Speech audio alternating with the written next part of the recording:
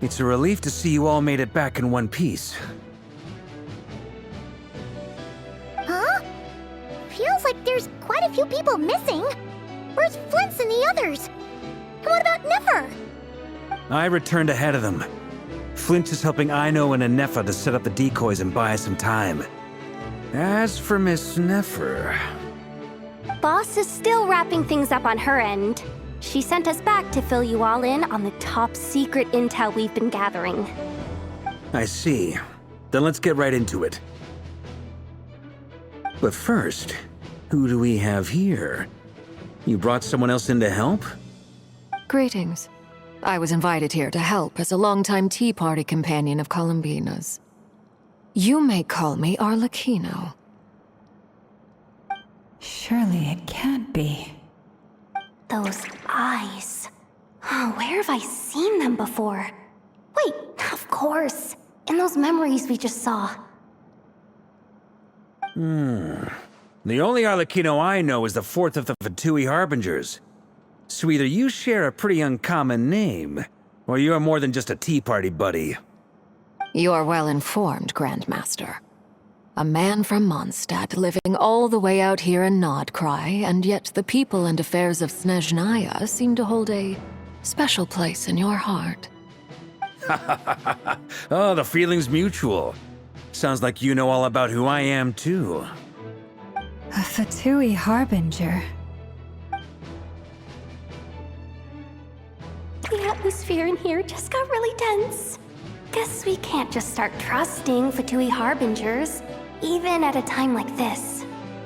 I must admit, though, I'm a little curious. Seeing as the Moon Goddess no longer belongs to the Fatui, what makes you so willing to put your neck on the line here? Nor does Nodcry belong to Mondstadt, Mr. Varka. Yet still, you're fighting for it all the same. Things don't always have to have a tangible payoff.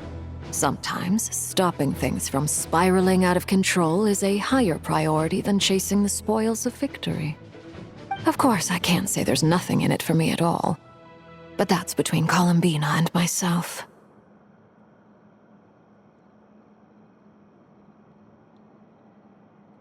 Forgive me, I don't mean to doubt you.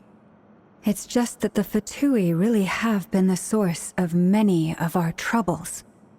We have our own way of doing things here in Nodcry. But ever since they arrived, the Fatui have treated us with nothing but hostility. I know there's been a lot of bad blood between us in the past. I've done my utmost to avoid friction whenever I could. But sometimes fundamental conflicts of interest simply can't be settled amicably. That's why I'm here solely in a personal capacity. This has nothing to do with the Fatui. As a gesture of good faith, I'll be frank. I can help Columbina track down the iridescent moon's marrow, which will help her restore more of her power. Anyway, what else is on the agenda? Let's begin. She says she'll be frank, then completely skips over the details. Looks like she doesn't want to give away too many secrets after all. But she clearly wants to change the subject. It'd be awkward if I tried to bring it up again now. I guess we'll just have to go along with it. She's the fourth of the Fatui Harbingers after all. One look and you can tell she's not someone you'd want to mess with.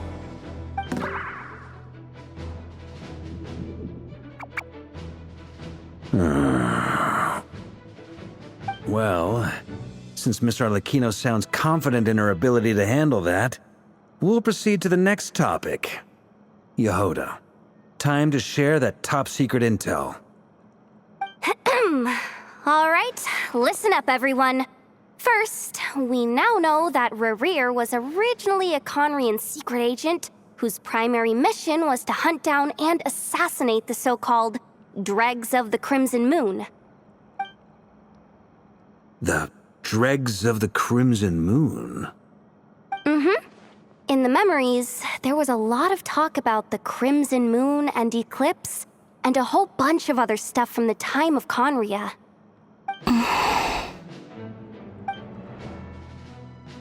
To my knowledge, those were the names of two different Conrian dynasties.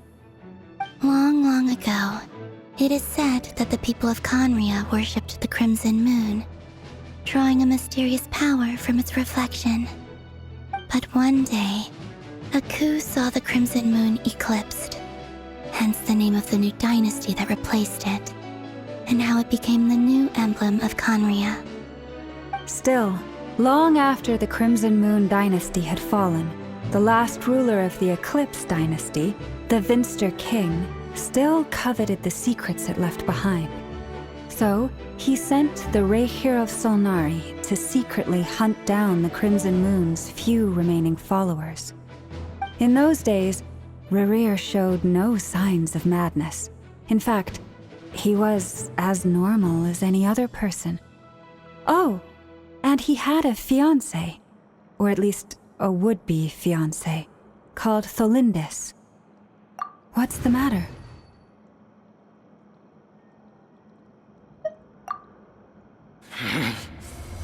Verfnir, Rheindaughter, Flinders.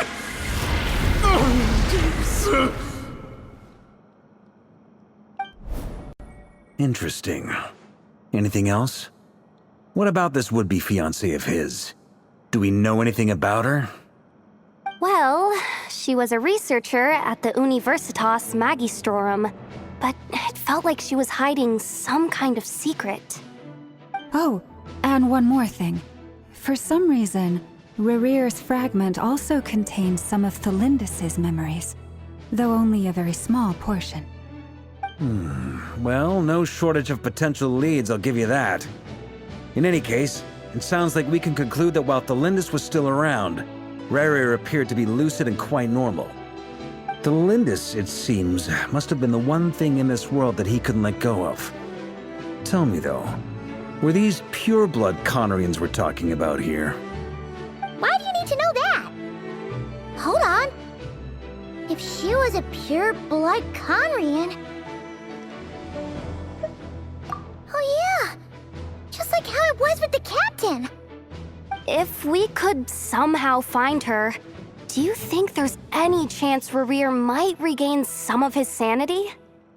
It's possible, but it would take a miracle. We can't pin all our hopes on that. That merchant who Nefer knows, Dori Sangama Bay. Maybe we could hire her to look into it. All right then. Let's keep working in our separate teams. Traveler, Paimon, Kutar, and Miss Arlecchino will go look for the iridescent moon's marrow. As for the others... On the way over here, I noticed that the Wild Hunt monsters had grown even more frenzied in their search for Kutar. At this rate, the people living here will be in grave danger too. So I'm thinking of gathering together some of our followers to go wipe them out. I'll head back to the curatorium and meet up with the boss. Feels good knowing we've all got something to be getting on with. Given that the Wild Hunt has been a lot more active lately, the Lightkeepers have likely begun their own operations too. If that is the case, someone will need to pass the news on to Flint's. I'll hold the fort for now, then discuss our next move with Flint's, Ino, and Anefa when they get back. All right then. Well, the clock's ticking. If that's everything, we'll be on our way. We'd better get moving too. We'll try to buy you as much time as we can. Relax. Just do your thing. Now, I decided to call in some backup since things are getting so hairy. Our reinforcements should be here any minute now. Stay safe, everyone. Dismissed.